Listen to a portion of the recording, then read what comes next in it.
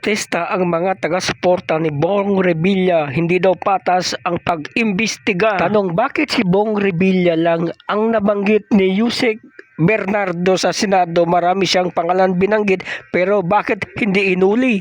Yusek Traigib Olaybar used to work for Senator Ramon Bong Revilla and Senator Sani Angara before his appointment as Yusek for the Department of Education.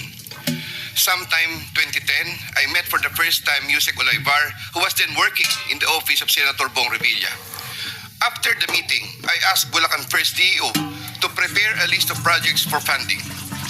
Thereafter, Engineer Alcantara submitted a list of projects worth 2.85 billion. Here to attach as Annex B. Senator Revilla asked for a commitment, which I suggested. Then he approved at 25% of the total amount of the projects indicated in the list. Senator Nancy Binay. Sometime in the year 2024, Carlin Villa, a staff of trusted confidant of Senator Binay, called me and asked for a commitment which was set at 15% of the total amount of the projects indicated in the list, here to attach as Annex D. Sino-sino na lang ngayon ang kanyang itinuturo.